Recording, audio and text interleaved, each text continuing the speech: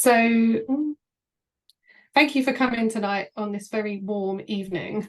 So today I wanted to talk about strengthening money muscles to plug leaks. I'm basically trying to go back to the foundations in your business to help you make more profitable businesses. And in some ways it might seem simple, but I think sometimes that's the best things. And it's something that I've found a lot of gym fitness-based businesses don't do. As they scale and grow, more and more costs get added, and you end up with all these costs that you don't know what's happening, and then not making a profit and making any money for yourself. The process I'll go through is something that I do for my business personally as well. Only a few weeks ago did I cut costs from my business, and that money I basically reinvested into a VA to help me in my business. So it's not just about like cutting costs, typical accountant, cut costs. It's not about stopping entrepreneurship and growth. It's about making sure that you're spending on the right costs in your business. So that's what I wanted to go through today. And ultimately, I'm assuming you can see my screen, ultimately coming up with a cash flow forecast. So I wasn't going to share a cash flow forecast template, but I felt like I would be holding back if I didn't. So that's why I've shared the template as well. So running out of cash in the business is the number one reason why businesses fail. This even happens to profitable businesses. And the reason is because the profit and loss shows one view. It's not showing like the spending on fixed assets. It's not showing the cash going out for loans, but your cash flow forecast would show those things. So maintaining a healthy cash flow is how you're going to have a good business, and it's how you're going to pay yourself.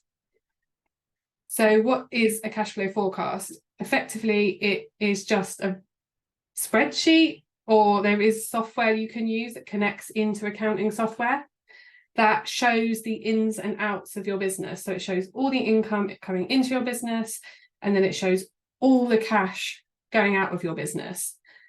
And that includes the quarterly VAT payments, the annual corporation tax payments, the loan repayments, the lease agreements you might have on equipment, etc. And it shows what cash is actually available in your business to, one, pay you, and two, if anything was to happen. So like obviously the last few years have been really unpredictable. If there's any money in there to help with those unpredictable times. So why is it important? It gives you vital information about your business. So how strong is your cash position? If something was to happen, if you were to lose a certain number of members in the gym, would you be able to continue paying your staff? Would you be able to continue paying yourself? It looks at the long-term viability of the business. And so you can be quite, I guess, optimistic in terms of membership numbers sometimes. I've had one lady who came to me with her plan before launching the gym, very, very ambitious numbers. And I said, so what happens if you don't hit these numbers? And she was like, well, I have to, because she'd overcommitted to such high lease repayments, rental repayments, that she had to hit these numbers. It was not really optional not to. And she made it really difficult herself at the beginning to start out, and will be in a position where even like 2 years down the line is still trying to get into a positive cash position. It can help you look at what activities actually help you generate money. What is the relationship between income and controllable costs? So if you spend on advertisement, what is the impact on your income? Is there a direct correlation? Can't say that word. There should be. If you were seeking finance, you would be expected to produce a cash flow forecast, and it can reduce stress because you can then see, so we know that like it can be seasonal in the fitness industry. So you can see actually during that dip in summer, do you have the finances to sustain it? Actually, a lot of gyms this summer have found numbers have actually picked up and been more solid than previous summers. I don't know, is that a pre-COVID thing? Is that it was pouring with rain thing? Is it people more health benefit? Don't know, but we know that it's generally a bit seasonal, so it helps you to see if you can sustain it during those periods of time. So ineffective cash management will almost certainly lead to failure. It's why most businesses will fail. So to get on to what I wanted to talk about, which is the foundations to building a cash flow forecast, is money leaks. So what is a money leak? It is effectively anything in your business that you're spending money on when it's either not 100% necessary for keeping the lights on in your business, or it's not delivering a positive return in terms of time or money. So to go through them individually, it's not 100% necessary to keep the lights on your business. So what I mean by this is something like, say, insurance. Like, you have to have insurance. I have to have insurance. My professional body requires it. So I wouldn't be able to run my business without insurance. I wouldn't be able to be a qualified accountant without paying my professional membership fees. So that is a requirement of my business. With you guys, if you have a physical site, then it will be things like rents, rates, gas and electricity. And that's not saying that you won't challenge those costs, but that they are 100% necessary for the running of your business. If it's giving you a positive return on your time, that means that it's buying you back time so you can go and do like profit generating tasks. So a couple of months ago, I invested in a VA, and she does things so much faster than me. She helped me make this presentation look pretty, and she enables me to then concentrate on working with my clients and making more money for my business. So that's what a cost could be, that you can then go off and spend time bringing in more members and stuff, or it gives you a positive return on money. So that could be like advertisement, Facebook ads or Google ads or something like that, that you pay the money out and then it generates you more money than it cost you. So anything else is potentially a money leak. So before you start producing a cash flow forecast, it's important that you understand all the costs in your business, because otherwise all you're going to do is put those costs into your forecast them out, and never question, are they right for your business and what you're trying to achieve? And I've definitely had clients who have done that. And then it's when we start going through the costs, even though they might seem small, they all add up, and over time, obviously, they compound. So it might be £10 a month on this, £20 a month on that. But you think over the year and over another year, that adds up. And that money could also actually be used for something else that could generate more money. So instead of being a waste of money, you could put it onto something that's going to generate you money. So it could be costing you far more than you think. So the task is going to be in the workbook that you can do kind of on your own, is to take 12 months of bank statements, so everything where business costs go through. So your business bank account ideally is where everything will be going through. But I know that some business owners are using things like PayPal, Amazon, and they're connected to their personal accounts, which I certainly would not recommend, because again, that is a massive money leak, because that's where, like, even the other day I spoke to someone and he's like, I'm paying for Adobe, but that's in my personal account. And it's like, right, so it's not in your business accounts, which means that it's not reducing your corporation tax and it's coming directly out of your cash. That doesn't make any sense. So gather everything where business costs go through, and you can either print them or you can get CSV files and put them into a spreadsheet. And what we want to do is have sort of two colours and ask ourselves this question as we go through. So 12 months might seem excessive. People are like, why can't you do 1 month? Why can't I do a quarter? Because the fact is that some costs happen annually. And if you don't do it that way, don't do 12 months, you'll miss costs.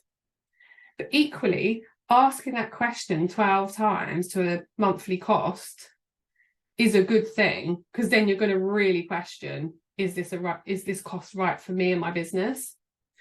So you need to go through the lines, each individual line by line, just the cost, not the income. And you want to ask, is this 100% necessary for keeping my business running? And be like really honest with yourself. Like, it's not a nice to have, you know, even like your CRM system in a way is a nice to have. I'm not saying you shouldn't have that, because actually it saves you time or money probably. But is it necessary? Is it 100% necessary? And be really honest and a bit brutal with it. And then you highlight that cost and you go for all of them. You go for all 12 months, everywhere where you've got costs going through for the business. Then you need to go back to the beginning and go through every line item again. And it might be that actually you find it's 100% necessary and saves you time or money.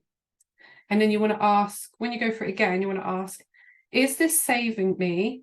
Is this giving me a positive return on my time or my money? So is it giving me back my time? So say the VA, if I pay her £30 an hour, I know that I can generate more than £30 an hour by doing more work with my clients.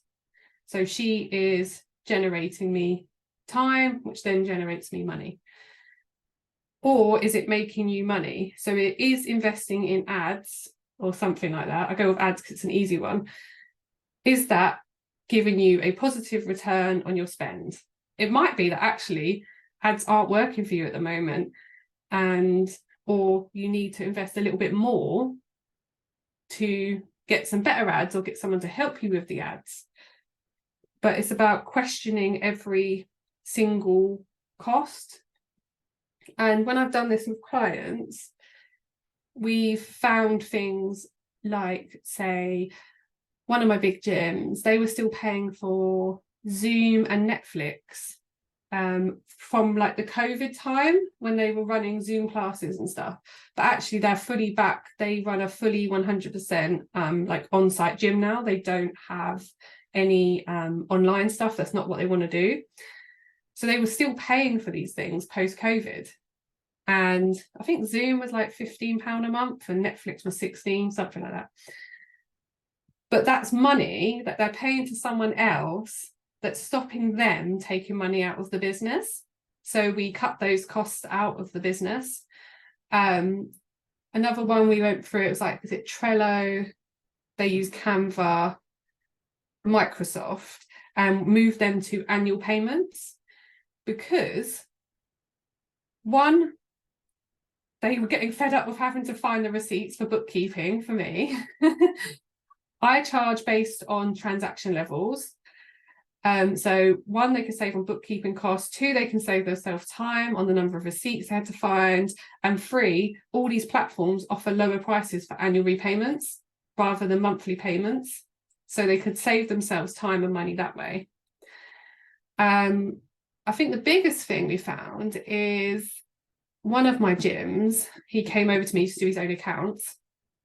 We were asking these questions and I was like, I don't understand like, how did you pay for your equipment? Where's the payments for equipment? Where's this? Where's that?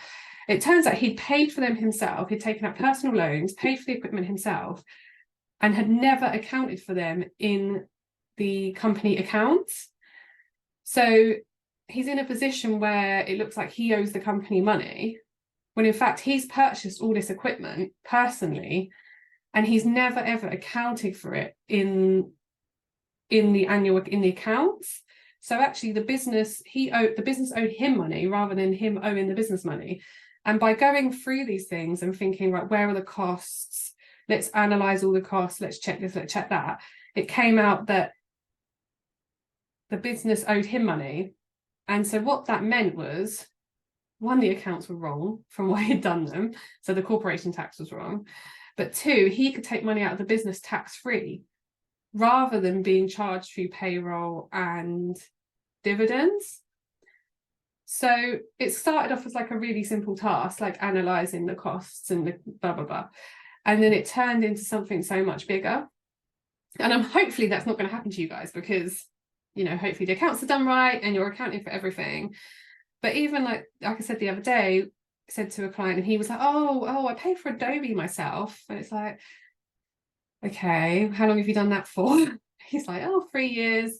That's all money that should have gone through the company, reduce his corporation tax, and not come direct from his pocket. And then we looked at like, where's the mobile phone costs? Oh yeah, no, I pay for that myself. It's like, that could be a company cost, etc. So more things come out, the more questions. So basically you do this and then it leads to more questions, which leads to more questions, which will hopefully lead to more profit. I realize I've completely gone off track on stories. Sorry about that. So yes, you go through it and you ask these questions. And when you've asked these questions, it'll really get you to think. So actually do really, really be honest with yourself. Is this cost giving me a positive return? It's not just a nice to have, it is a positive return. And then what you'll be left with is your money leaks. And these might be nice to haves. They might be costs that you want to keep in the business.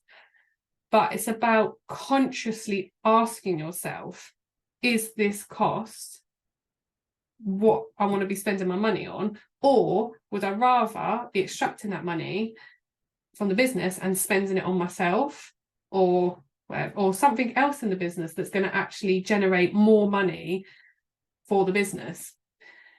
So I had like a nice to have thing. It was sort of a tax support thing. I didn't really use it, but I was in an annual contract.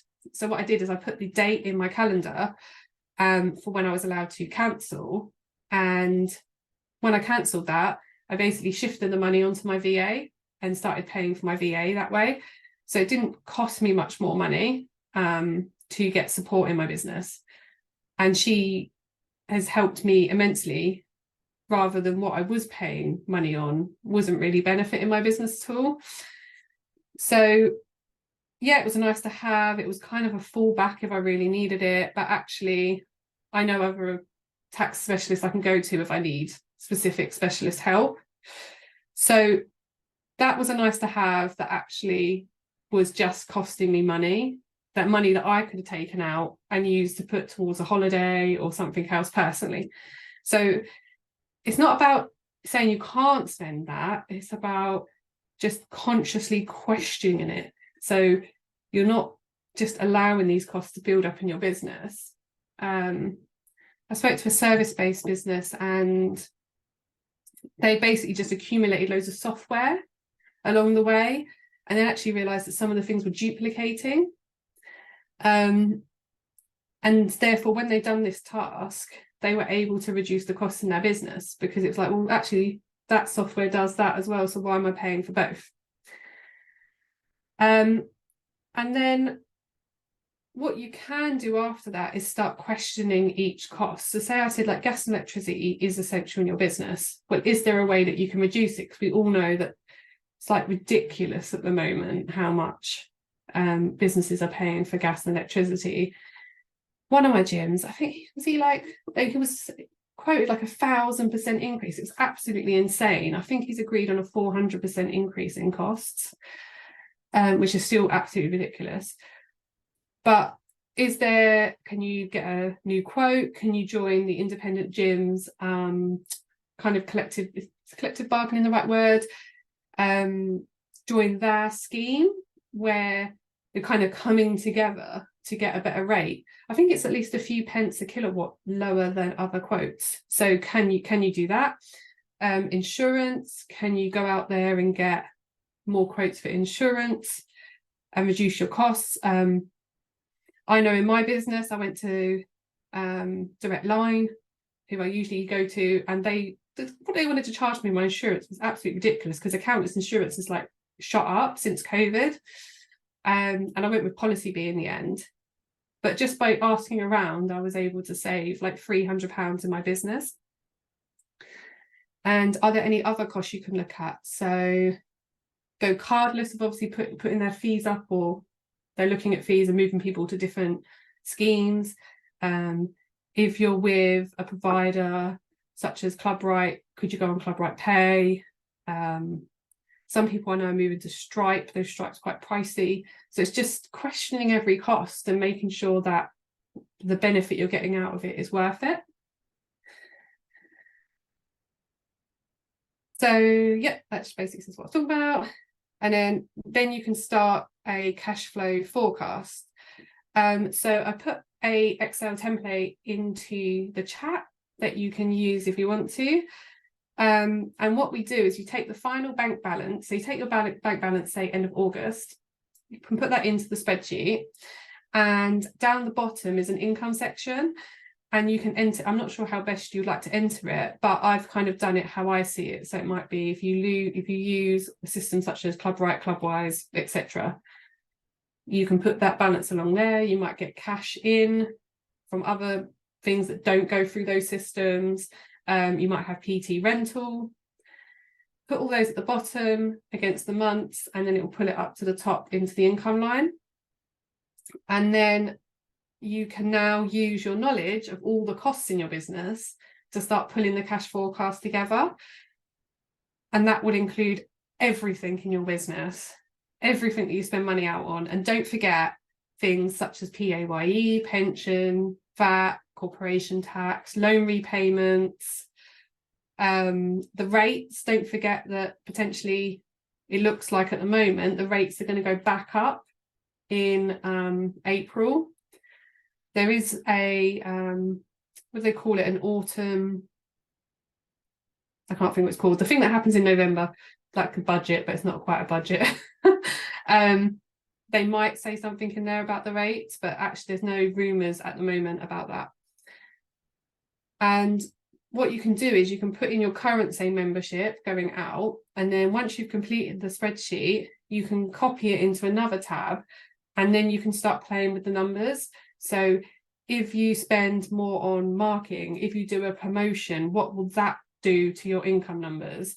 What will that do to your staffing levels? Do you need more staff to cope with the increased number of members? Are you going to need additional equipment because the members have grown? Is the site big enough? Like, how many members can you sustain, etc.? So you can kind of play with the numbers.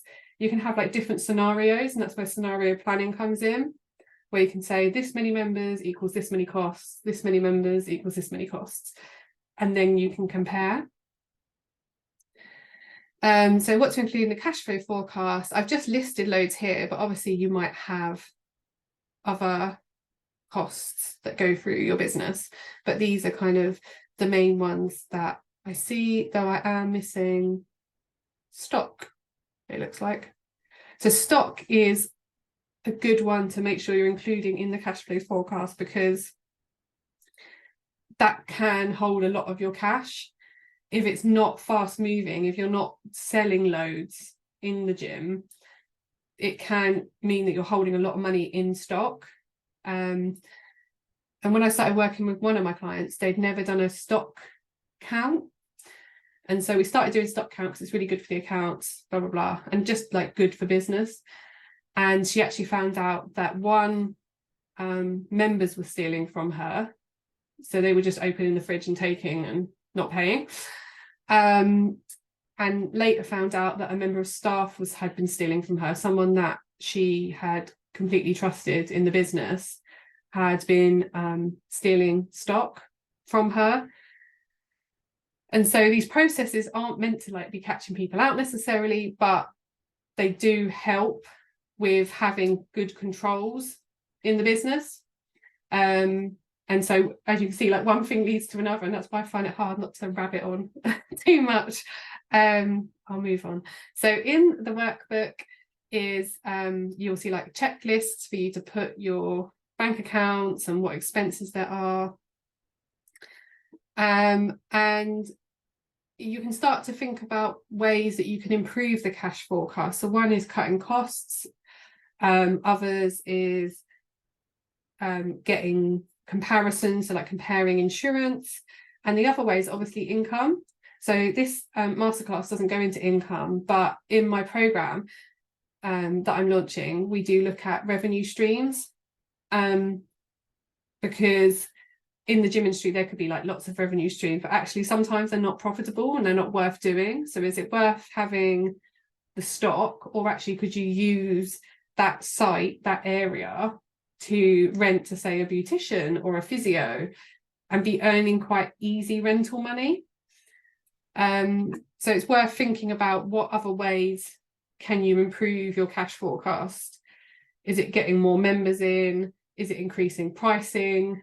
When you're looking at increasing pricing, so this is another thing the cash forecast gets you to think about, is when are you going to hit VAT threshold? So I had one client that took on, actually I had two, they both missed VAT registration because they hadn't been, their accountant was looking at their accounts sort of 9 months after the year, and so they weren't tracking it, and they didn't realise that in that period of time they'd hit VAT threshold.